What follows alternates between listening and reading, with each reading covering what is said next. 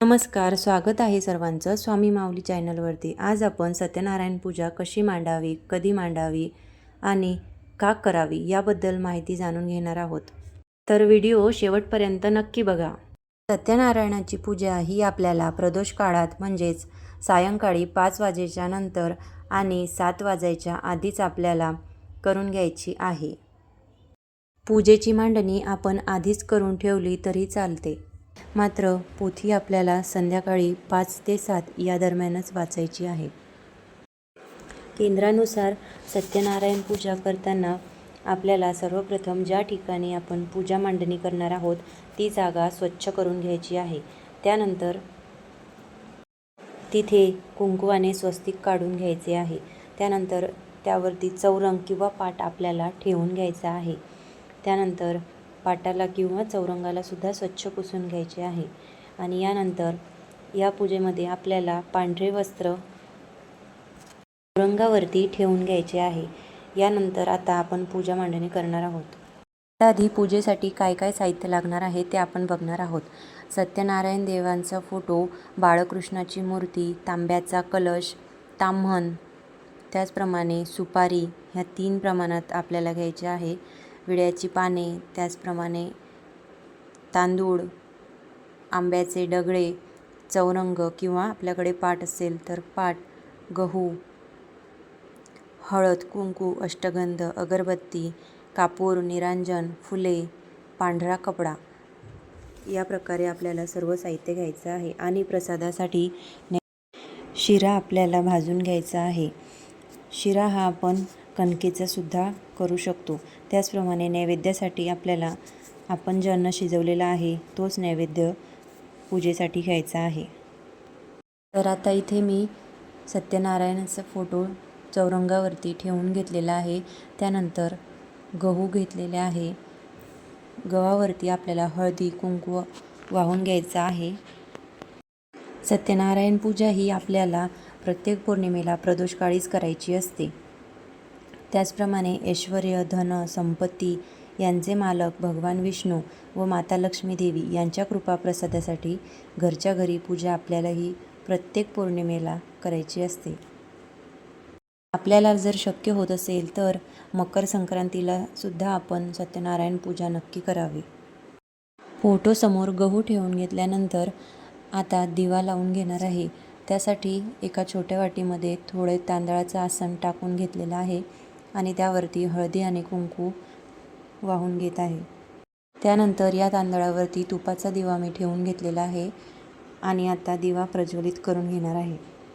दिवा प्रज्वलित करून घेतल्यानंतर दिव्याला सुद्धा हळदी कुंकू अक्षदा वाहून घेणार आहे आणि फुले सुद्धा दिव्याला अर्पण करायची आहेत। त्यानंतर एका तांब्याच्या कलशामध्ये आपल्याला पाणी भरून घ्यायचे आहे। आपण तांब्याचा किंवा पितळेचा सुद्धा घेऊ शकता। मी इथे पितळेचा घेतलेला आहे। आणि कलशामध्ये पाणी टाकून घेतल्यानंतर त्यामध्ये एक सुपारी, एक नाणे, त्याचप्रमाणे हळदी कुंकू अक्षदा फुलं हे आपल्याला टाकून घ्यायचे आहेत। आणि हे सगळं करत असताना आपल्याला भगवान विष्णू किंवा माता लक्ष्मीचा कुठलाही मंत्र किंवा स्तोत्र म्हणायचे आहे। सोबतच कलशावरती विड्याची 5 पाने सुद्धा आपल्याला ठेवून घ्यायची आहेत। त्यानंतर कलश फोटोसमोर जी गव्हाची रास ठेवून घेतलेली आहे त्यावरती मी ठेवून घेणार आहे। आणि त्यानंतर त्या कलशावरती एक छोटं पितळेचं ताम्हण ठेवून घेत आहे। त्यानंतर त्या ताम्हणामध्ये आपल्याला तांदूळ टाकून घ्यायचे आहेत। तांदूळ टाकून घेतल्यानंतर त्या तांदळावरती हळदी कुंकू वाहून घ्यायचं आहे। यासोबतच आपल्याला कलशावरती कुंकवाने स्वास्तिक काढून घ्यायचे आहेत. जन्म देण्याचे किंवा जन्माला घालण्याचे काम ब्रह्मदेव करत असतात व जन्म ते मृत्यूपर्यंत पालनपोषण करण्याचे काम किंवा जबाबदारी भगवान विष्णूंवर असते आणि मृत्यूनंतर भगवान शंकर यांची जबाबदारी असते. म्हणून मेल्यानंतर मृत आत्म्यांना मुक्ती देण्याचे कार्य भगवान शंकराच्या स्थानी असते. बऱ्याच लोकांना आर्थिक अडचणी येत असतात. त्याचप्रमाणे अन्न चविष्ट न लागणे, महिनाभर पुरणारे धान्य महिनाभर न पुरता लवकर संपून जाणे किंवा घरात पैसा नको असलेल्या ठिकाणी खर्च करावा लागत असेल, त्याचप्रमाणे पैसा जर घरात येत असेल आणि त्याला वाटा फुटून अनाठायी पैसा खर्च होत असेल, तर ह्या सर्व वरील बाबींचे कार्यकारण भाव आपल्यास कळत नाही. असे प्रश्न बऱ्याच वेळेस केंद्रात येत असतात. त्यावेळेस सत्यनारायण पूजा ही दर पौर्णिमेला घरच्या घरी करण्याचा कार्यक्रम दिला जात असतो. पण जर सतत 12 पौर्णिमेपर्यंत सत्यनारायण पूजा केली तर त्या व्यक्तीचे वरील सर्व प्रश्न बऱ्याच अंशी सुटलेले आपल्याला दिसून येतात.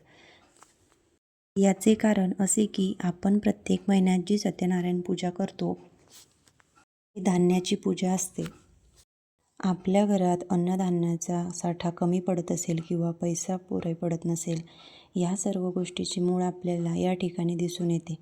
म्हणून आपल्याला पूर्वजांनी फार बारीक अभ्यास करून घरच्या घरी पौर्णिमेला सत्यनारायणची पूजा करण्याची प्रथा यासाठी घालून दिली असावी.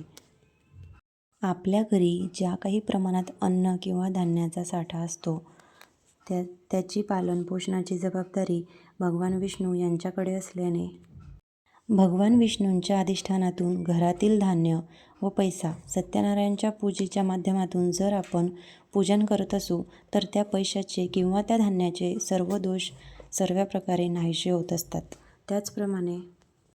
त्याचप्रमाणे तो पैसा, धन, धान्य पैशात पैसा टाकल्याने त्याला बरकत राहते.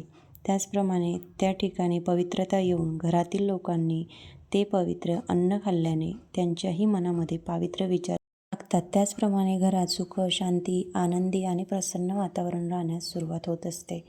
त्याचप्रमाणे घरातील नकारात्मकता दूर होऊन सकारात्मक ऊर्जा घरात निर्माण होण्यास मदत होत असते. आपल्याला बऱ्याच वेळेस मनामध्ये येतं की आपण सत्यनारायणाची पूजा करावी, परंतु त्याला भरपूर असं साहित्य लागतं, गुरुजींना बोलवावं लागतं.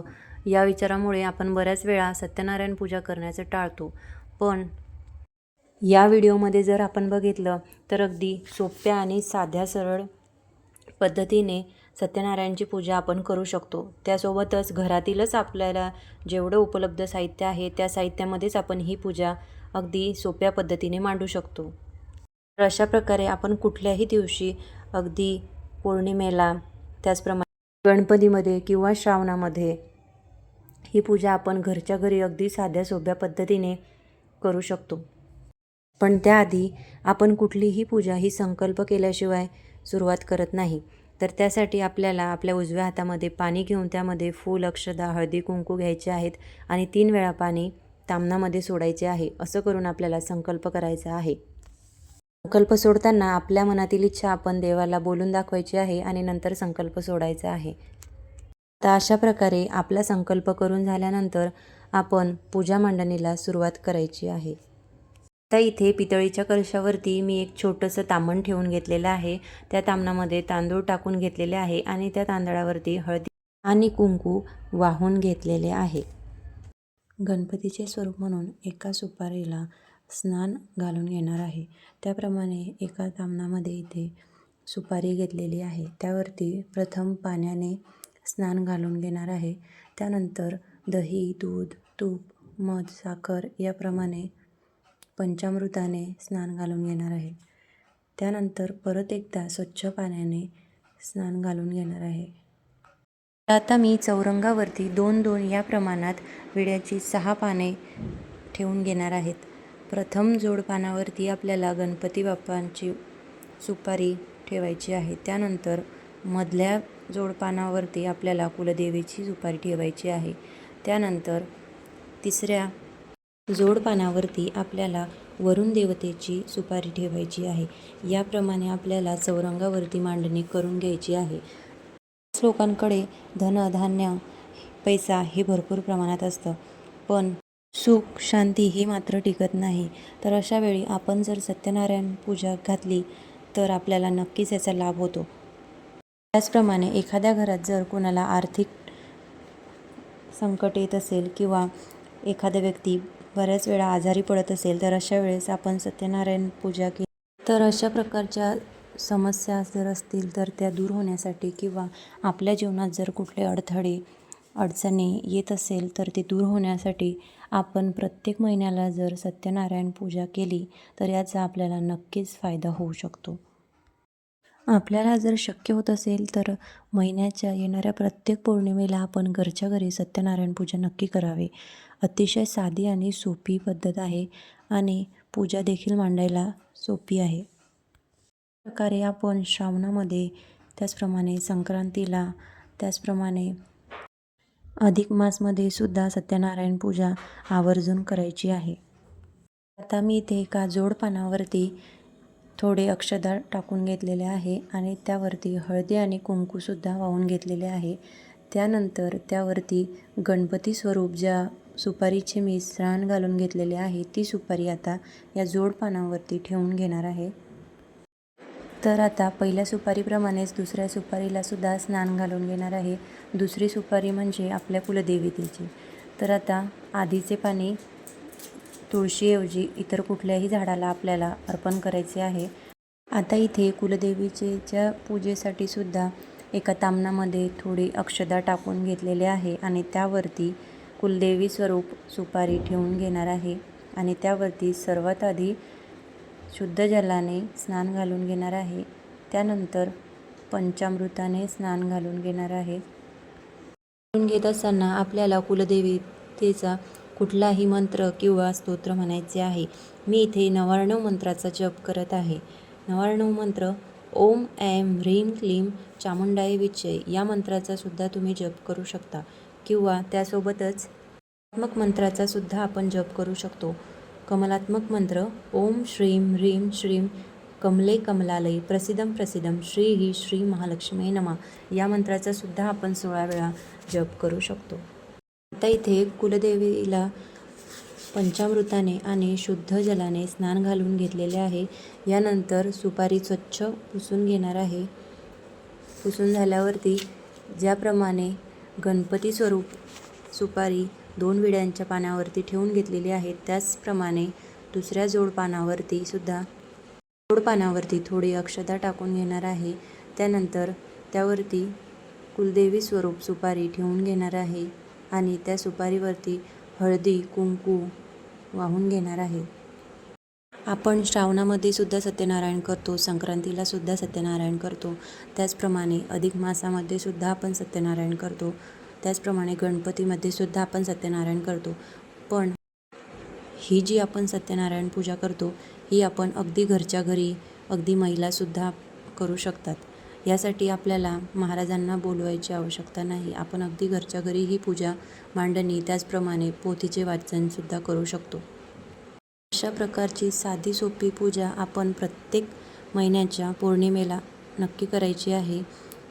पौर्णिमेला सत्यनारायण पूजा केल्याने लक्ष्मी प्राप्तीसाठी सर्वात साधी आणि सोपी सेवा म्हणजे सत्यनारायण पूजा ही आहे. मात्र लक्ष्मी प्राप्ती म्हणजे फक्त धन दौलत पैसा हे नाही, या व्यतिरिक्त आपलं आयुष्य स्वस्थ सुदृढ राहणे यासाठी सुद्धा आपण सत्यनारायण पूजा करायची आहे. कारण लक्ष्मी प्राप्तीसाठी केली जाणारी सेवा ही फक्त पैशासाठी किंवा धनासाठी नसून आपल्या आरोग्यासाठी सुद्धा आपण करत असतो.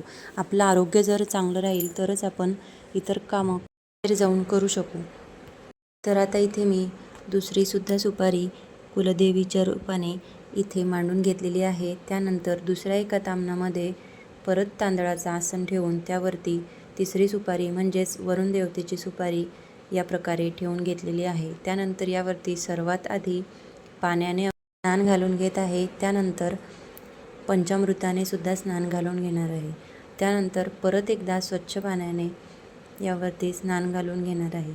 यानंतर सुपारी स्वच्छ पुसून घ्यायची आहे. सुपारी स्वच्छ पुसून झाल्यानंतर दुसऱ्या एका विड्याच्या 2 पानावरती थोडीशी अक्षता घेऊन त्यावरती हळदी आणि कुंकू वाहून त्यावरती ही सुपारी ठेवून घ्यायची आहे. त्यानंतर या वरुण देवते स्वरूप सुपारीला हळदी कुंकू वाहून घ्यायचे आहे. आता ह्या 3 सुपारी ठेवून घेतल्यानंतर आपण बाळकृष्णांच्या मूर्तीला सुद्धा स्नान घालून घेणार आहोत. सत्यनारायण पूजा ही जरी प्रदोष काळात पोथी वाचन करायचे असले तरी आपल्याला जमत नसेल किंवा शक्य होत नसेल तर आपण सकाळी सुद्धा पूजा मांडणी करून ठेवू शकतो. ज्यावेळेस आपण देवपूजा करत असू त्यावेळेस सुद्धा आपण पूजा मांडणी केली तरी चालेल. तर ही लक्ष्मी प्राप्तीची सेवा फक्त पैशांसाठी किंवा धनासाठी नसून आपल्या चांगल्या आरोग्यासाठी सुद्धा आहे. जर आपलं शरीर चांगलं असेल तरच आपण काम करू शकू. आपल्या शरीराने जर साथ दिली तरच आपण काम करू शकू. त्याप्रमाणे आपल्या आयुष्यात प्रत्येक गोष्ट चांगली होण्यासाठी, आपलं आयुष्य सुरळीत चालू राहण्यासाठी आपल्याला ही सत्यनारायण पूजेची सेवा प्रत्येक महिन्याला अवश्य करायची आहे.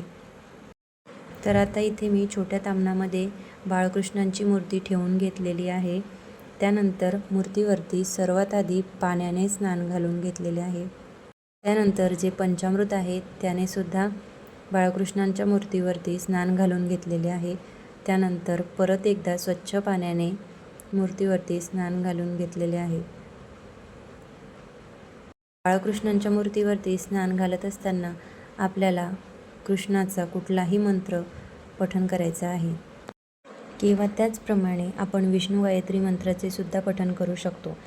त्याचप्रमाणे या दिवशी म्हणजेच पौर्णिमेच्या दिवशी आपल्याला श्री स्वामी समर्थ महाराजांचे सेवेतील आपण 11 माळी आणि स्वामी समर्थ सारामृताचे क्रमशः 3 अध्याय तर पठण करतच असतो. पण त्याचप्रमाणे या दिवशी आपल्याला गायत्री मंत्र, विष्णू गायत्री मंत्र आणि लक्ष्मी गायत्री मंत्र याचे सुद्धा 16 वेळा किंवा 108 वेळा आपल्याला पठण करायचे आहे.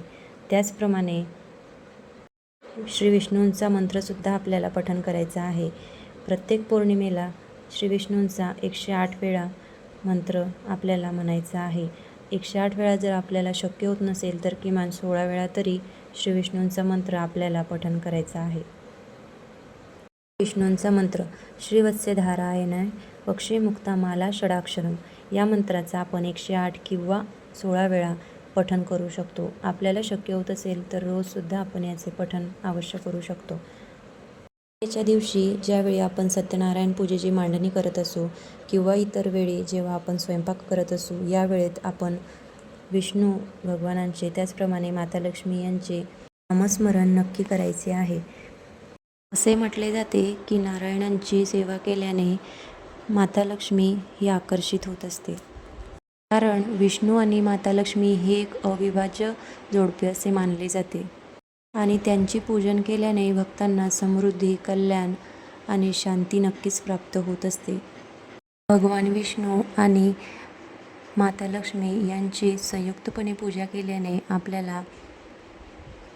आपल्याला त्यांना प्रसन्न करता येते. आता इथे माझी पूजा करून झालेली आहे. त्यानंतर मी इथे स्वामी नारायणाच्या फोटोसाठी कापसाचे वस्त्र बनवत आहे. आता कापसाचे वस्त्र बनवत असताना आपण त्याला एकदा हळदी आणि एकदा कुंकू असे कापसाचे वस्त्र बनवत असताना इथे मी एकदा हळदी आणि एकदा कुंकू लावून घेत आहे. त्यामुळे वस्त्र दिसायला खूप सुंदर दिसते. आपल्या नित्यसेवेसोबत रोज लक्ष्मी गायत्री आणि विष्णू गायत्री या मंत्राचा सुद्धा 108 म्हणजेच 1 माळ या प्रमाणे रोज जप करायचा आहे. विष्णू गायत्री मंत्र ओम नारायणाय विद्महे वासुदेवाय धीमहि तन्नो विष्णू प्रचोदयात. त्याचप्रमाणे लक्ष्मी गायत्री मंत्र ओम महालक्ष्मीच विद्महे विष्णुपत्नीच धीमहि तन्नो लक्ष्मी प्रचोदयात. याप्रमाणे आपल्याला रोज 1 माळ दोन्ही मंत्राचा जप करायचा आहे. शुक्रवार हा माता लक्ष्मीचा प्रिय दिवस मानला जातो. त्यामुळे शुक्रवारी देवीची पूजा किंवा स्तोत्र मंत्र पठण आपण आवर्जून करायचे आहेत. त्याचप्रमाणे आपण जी धनलक्ष्मी कुंचन पूजा करत असतो तीसुद्धा आपण शुक्रवार या दिवशीच करत असतो. त्याचप्रमाणे शुक्रवारीसोबतच आपण मंगळवारीसुद्धा बरेच जण सतत 16 दिवस धनलक्ष्मी कुंचनची सेवा करत असतात. यामुळे आपल्याला लक्ष्मी प्राप्ती होण्यास मदत होते. आणि गायीची सेवा करणे, तिला नियमित अन्न देणे, त्याचप्रमाणे तुळशीला पाणी घालणे, या सेवेमुळे सुद्धा माता लक्ष्मी प्रसन्न होत असते. मखाना हा माता लक्ष्मीला अतिशय प्रिय आहे. या दिवशी म्हणजेच पौर्णिमेच्या दिवशी सत्यनारायण पूजा झाल्यानंतर आपण सायंकाळी देवीला मखाण्याची खीर किंवा तांदूळाची खीरसुद्धा अर्पण करू शकतो. त्यासोबतच या दिवशी आपल्याला देवीच्या टाकावरती किंवा मूर्तीवरती, त्याचप्रमाणे आपल्याकडे जर श्रीयंत्र असेल तर श्रीयंत्रावरती कुंकुमार्चन विधी नक्की करायचा आहे. प्रत्येक महिन्याच्या पौर्णिमेला आपल्याला श्रीयंत्रावरती कुंकुमार्चन विधी आवर्जून करायचा आहे. कुंकुमार्चन हे आपण 16 वेळा करायचे आहे. जर आपल्याला शक्य होत नसेल तर आपण एकदा जरी वाचले तरी चालेल. आणि त्यानंतर आपल्याला फलश्रुती म्हणायची आहे. फलश्रुती म्हणत असताना आपल्याला दोन्ही हात जोडून फलश्रुती म्हणायची आहे. त्यावेळेस श्रीयंत्रावरती कुंकुमार्चन करण्याची आवश्यकता नसते. आणि त्याचप्रमाणे जर आपण 16 वेळा श्रीसूक्त पठण करत असू तर 16 वेळा आपल्याला कुंकुमार्चन करायचे आहे. आणि त्यानंतर 16 वेळा श्रीसूक्ताचे पठण करून झाल्यानंतर आपल्याला फलश्रुती ही एकदाच म्हणायची आहे. त्याचप्रमाणे आपल्याला जर श्रीयंत्राची स्थापना करायची असेल तर आपण ती दिवाळीच्या कालावधीमध्ये म्हणजेच धनत्रयोदशीच्या दिवशी, त्याचप्रमाणे त्याआधी कोजागिरी पौर्णिमा येते. कोजागिरी पौर्णिमेला सुद्धा आपण श्रीयंत्राची त्याचसोबत कुबेर यंत्राची पूजा करू शकतो किंवा त्यांची स्थापना करू शकतो. त्यासोबतच आपल्याला श्रीयंत्रावरती श्रीसूक्त म्हणून झाल्यानंतर त्यावरती कमळगट्ट्याची माळ ठेवायची आहे. कमळगट्ट्याची माळ ही 108 मण्यांची सुद्धा आपण ठेवू शकतो किंवा 27 मण्यांची छोटी माळ येते ती सुद्धा आपण श्रीयंत्रावरती ठेवू शकतो. आपल्याला रोज जर शक्य होत असेल तर आपण कमळगट्ट्याच्या माळेवरती माता लक्ष्मीचा मंत्र अवश्य जप करायचा आहे. आता इथे मी कापसाचे वस्त्र जे केले होते ते फोटोला घालून झालेले आहे. त्यानंतर आता पूजेला सुरुवात कशी करायची हे आपण बघणार आहोत. तर सर्वात आधी आपण जर पुरुष मंडळी पूजा करत असतील तर पुरुषांनी स्वतः अष्टगंध, आणि त्यासोबतच जर महिला पूजा करत असतील तर महिलांनी स्वतः हळदी आणि कुंकू आपल्या कपाळावरती लावून घ्यायचे आहे. महिलांनी कपाळाला हळदी कुंकू लावत असताना ओम भद्रकर्णभी शृणुयाम देवा भद्रपश्चिमे क्षीरभिर्यजत्रा स्थिरांगतुष्टे तनूभिवेशम देवहितयदातु. ओम स्वस्ति न इंद्रो वृद्धश्रवाः स्वस्ति न पूषा विश्ववेदा स्वस्ति न क्षार्थ अरिष्टनेमी स्वस्ति न बृहस्पतितीर्थार्थ. ओम शांती शांती या मंत्राचा जप करायचा आहे. त्यानंतर जो कलश आहे त्या कलशाला सुद्धा आपल्याला गंध, अक्षता, फूल हे टाकायचे आहे. कलशाला फूल अक्षता वाहत असताना आपल्याला कलशदेवताभ्यो नमः सकलपूजार्थे गंध अक्षता पुष्पामी समर्पयामी प्रार्थनापूर्वक नमस्कार करामी समर्पयामी असा मंत्र म्हणायचा आहे.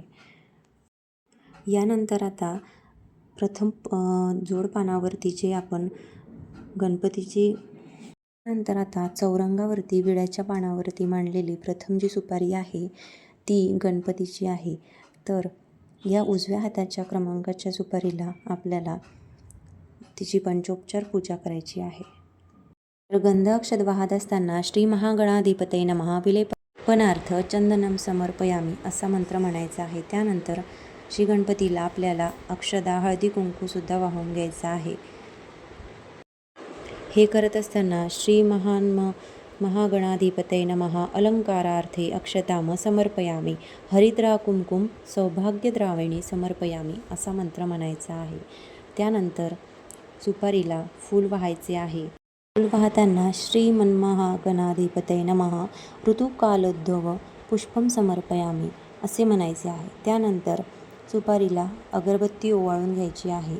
अगरबत्ती ओवाळत असताना श्री महागणाधिपतये नमः धूपम आग्रमपयामी असे म्हणायचे आहे. त्यानंतर दीपसुद्धा ओवाळून घ्यायचा आहे. दीप ओवाळत असताना आपल्याला श्री महागणाधिपतये नमः दीपम दर्शयामी असा मंत्र म्हणायचा आहे. यानंतर आपल्याला चौरंगावरतीच जी आपण गणपतीची सुपारी मांडलेली आहे त्यासमोरच पाण्याने भरीव असा चौकोन काढून घ्यायचा आहे. त्यानंतर त्यावरती खडीसाखरेची वाटी मी ठेवून घेतलेली आहे. आता यानंतर गायत्री मंत्र म्हणून या वाटीमध्ये तुळशीपत्र एक ठेवून घेतलेले आहे. आता यानंतर दुसरे एक तुळशीचे पान पाण्यात बुडवून घेऊन 3 वेळा वाटीभोवती फिरवत आहे. आणि वाटीभोवती फिरवत असताना सत्यंतवर्तन परिसिंचयामि ओम तत्सवितुर्वरेण्यं भर्गो देवस्य धीमहि धियो यो न प्रचोदयात. तर 3 वेळा म्हणून झाल्यानंतर तुळशीचे पान गणपतीसमोर ठेवायचे आहे. पान गणपतीसमोर ठेवण्याआधी आपल्याला ओम प्राणाय स्वाहा, ओम अपानाय स्वाहा, ओम व्यानाय स्वाहा, ओम उदानाय स्वाहा, ओम समानाय स्वाहा, ओम ब्रह्मणे अमृतात्वाय स्वाहा या प्रकारे मंत्र बोलायचं आहे. त्यानंतर हे तुळशीपत्र मी इथे सुपारीजवळ ठेवून देत आहे. त्यानंतर परत एकदा दुसरे तुळशीचे पान पाण्यात बुडवून घेत आहे आणि तसेच 3 वेळा वाटीभोवती फिरवणार आहे आणि परत गायत्री मंत्र म्हणणार आहे. त्यानंतर परत तुळशीचे पान सुपारीसमोर ठेवताना परत ओम प्राणाय स्वाहा, ओम अपानाय स्वाहा, ओम व्यानाय स्वाहा, ओम उदानाय स्वाहा, ओम समानाय स्वाहा, ओम ब्रह्मणे अमृतात्वाय स्वाहा या मंत्राचा जप परत एकदा करणार आहे.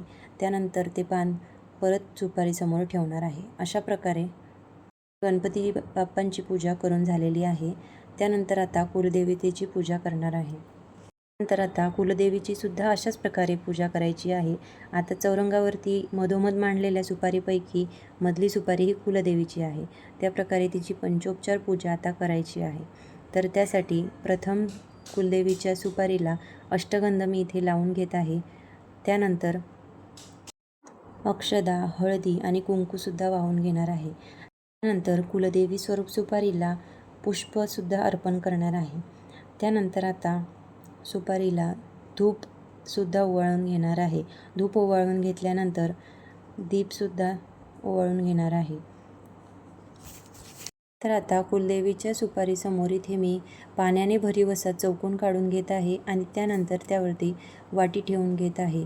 त्यामध्ये खडीसाखर टाकून घेतलेली आहे. आता आधी जशी गणपती बाप्पांना नैवेद्य दाखवलेला आहे त्याचप्रमाणे हा सुद्धा खडीसाखरेचा नैवेद्य कुलदेवीला अशाच प्रकारे दाखवून घेणार आहे. आता आधी गायत्री मंत्र म्हणून एक तुळशीपत्र खडीसाखरेच्या वाटीमध्ये ठेवून घेतलेले आहे.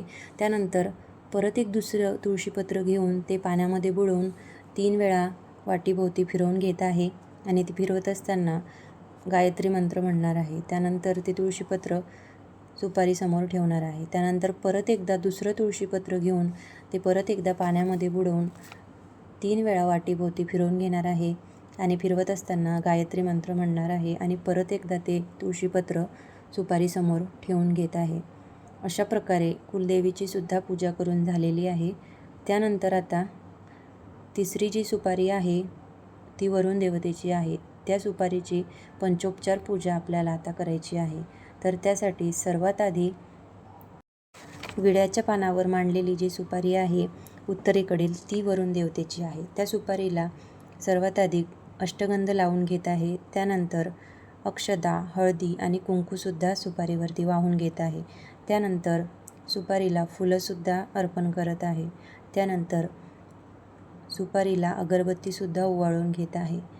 त्याचप्रकारे दिवासुद्धा या वरुण देवते स्वरूप सुपारीला ओवाळून घेणार आहे. आता यानंतर वरुण देवतेला नैवेद्य दाखवायचा आहे. त्यासाठी मी परत एकदा पाण्याने भरीव असा चौकोन सुपारीसमोर काढून घेतलेला आहे. त्यानंतर पाण्याने भरीव असा चौकोन काढून घेतल्यानंतर त्यावरती खडीसाखरेने भरलेली वाटी ठेवून घेत आहे. त्यानंतर एकदा मंत्र म्हणून एक तुळशीपत्र त्या वाटीमध्ये ठेवून घेणार आहे. त्यानंतर परत एकदा दुसरं तुळशीपत्र पाण्यामध्ये बुडवून ते वाटीभोवती 3 वेळा फिरवून घेणार आहे. फिरवत असताना गायत्री मंत्र म्हणणार आहे आणि गायत्री मंत्र म्हणून झाल्यानंतर जेव्हा ते पान सुपारीसमोर ठेवायचे आहे तेव्हा परत दुसरं मंत्र म्हणणार आहे. ओम प्राणाय स्वाहा, ओम अपानाय स्वाहा, ओम व्यानाय स्वाहा, ओम उदानाय स्वाहा, ओम समानाय स्वाहा, ओम ब्रह्मणे अमृतात्वाय स्वाहा या प्रकारे ज्या प्रकारे आधी ज्या 2 सुपाऱ्यांची पूजा केलेली आहे त्याचप्रकारे तिसऱ्यासुद्धा सुपारीची अशीच पूजा करणार आहे. तर आता तिसरी सुपारी जी मांडलेली आहे त्या सुपारीसमोर पाण्याने भरीव चौकोन काढून त्यावरती खडीसाखरेची वाटी ठेवून घेतलेली आहे. त्यानंतर त्या वाटीभोवती एक वेळा तुळशीचे पान पाण्यात बुडवून घेऊन वाटीभोवती फिरवणार आहे आणि गायत्री मंत्र म्हणणार आहे. त्यानंतर तुळशीचे पान पाण्यात बुडवून घेऊन 3 वेळा वाटीभोवती फिरवायचे आहे आणि ती कृती करताना हाच मंत्र परत म्हणायचा आहे. सत्यंत वर्तन परिसिंचयामि ओम तत्सवितुर्वरेण्यं भर्गो देवस्य धीमहि धियो यो न प्रचोदयात्. हा मंत्र म्हणून झाल्यानंतर तुळशीचे पान वरुण देवतेच्या सुपारीसमोर मी ठेवणार आहे. आता हे तुळशीचे पान वरुण देवतेच्या सुपारीसमोर ठेवताना ओम प्राणाय स्वाहा, ओम अपानाय स्वाहा, ओम व्यानाय स्वाहा, ओम उदानाय स्वाहा, ओम समानाय स्वाहा, ओम ब्रह्मणे अमृतात्वाय स्वाहा हा मंत्र म्हणणार आहे. आता ही केलेली कृती परत एकदा याच पद्धतीने करून घेणार आहे. त्यानंतर आता चौरंगावरती कलशावरची तामणामध्ये ठेवलेल्या बाळकृष्ण देवतेची पंचोपचार पूजा पुढील प्रमाणे करणार आहे. तर सर्वात आधी बाळकृष्णांना अष्टगंध लावून घेणार आहे. त्यानंतर अक्षदा, हळद, कुंकू हे बाळकृष्णांना वाहून घेणार आहे. त्यानंतर बाळकृष्णांना फूलसुद्धा अर्पण करणार आहे. फूल अर्पण केल्यानंतर बाळकृष्णांना धूप दाखवणार आहे. त्यानंतर बाळकृष्णांना दीपसुद्धा दाखवून घेणार आहे. देवांना दीप दाखवताना तो चंद्रकोर आकारातच आपल्याला देवांना ओवाळायचा आहे. त्याचप्रकारे आरती करताना सुद्धा ती चंद्रकोर आकारामध्येच आपल्याला ओवाळायची आहे. आता चौरंगावरती एक छोटासा पाट मी ठेवून घेतलेला आहे. त्यानंतर त्यावरती पाण्याने भरीव चौकोन काढून घेतलेला आहे आणि आता त्यानंतर त्यावरती शिऱ्याचं नैवेद्य मी दाखवणार आहे. नैवेद्य दाखवत असताना गायत्री मंत्र म्हणून त्यावरती एक तुळशीचे पान मी ठेवून घेत आहे. त्यानंतर दुसरे तुळशीचे पान घेऊन पाण्यात बुडवून ते 3 वेळा नैवेद्याभोवती फिरवणार आहे आणि ही कृती म्हणत असताना सत्यंत वर्तन परिसिंचयामि ओम तत्सवितुर्वरेण्यं भर्गो देवस्य धीमहि धियो यो न प्रचोदयात् हा मंत्र म्हणणार आहे. त्यानंतर तुळशीचे पान हे बाळकृष्णांच्या मूर्तीसमोर ठेवणार आहे. त्याआधी बाळकृष्णांच्या मूर्तीसमोर पान ठेवताना ओम प्राणाय स्वाहा, ओम अपानाय स्वाहा, ओम व्यानाय स्वाहा, ओम उदानाय स्वाहा, ओम समानाय स्वाहा, ओम ब्रह्मणे अमृतात्वाय स्वाहा हा मंत्र म्हणणार आहे. त्यानंतर तुळशीचे पान हे कृष्णांच्या मूर्तीसमोर ठेवणार आहे. त्यानंतर पुन्हा एकदा दुसरे तुळशीचे पान घेऊन ते परत पाण्यात बुडवून वरीलप्रमाणेच 3 वेळा ते वाटीभोवती फिरवून घेणार आहे. ते फिरवत असताना सत्यंत वर्तन परिसिंचयामि ओम तत्सवितुर्वरेण्यं भर्गो देवस्य धीमहि धियो यो न प्रचोदयात् हा मंत्र म्हणणार आहे. हा मंत्र म्हणून झाल्यानंतर ते तुळशीचे पान बाळकृष्णांच्या मूर्तीसमोर ठेवून घेणार आहे. प्रत्येक पौर्णिमेला सत्यनारायण पूजा करताना बाळकृष्णाच्या मूर्तीला तुळशीपत्र आवर्जून अर्पण करावे. आता इथे माझी सगळी पूजा करून झालेली आहे. तर अशा प्रकारे आपण प्रत्येक महिन्याच्या येणाऱ्या पौर्णिमेला अशा प्रकारची सत्यनारायण पूजा आवर्जून करावी. आपल्याला नक्कीच त्याचा लाभ होईल. तर आता यानंतर मी इथे श्री स्वामी समर्थ दिंडोरी प्रणीत श्री सत्यनारायण पूजाविधी याचे 5ही अध्याय पठण करणार आहे. याच पुस्तिकामध्ये आपल्याला सत्यनारायणाची आरतीसुद्धा मिळते. तर पोथी वाचून झाल्यानंतर आपण सत्यनारायणाची आरती करून घ्यायची आहे. आजचा व्हिडिओ तुम्हाला कसा वाटला हे कमेंटमध्ये नक्की सांगा. तुम्हाला जर व्हिडिओ आवडला असेल तर चॅनलला लाईक, शेअर आणि सबस्क्राईब नक्की करा. धन्यवाद.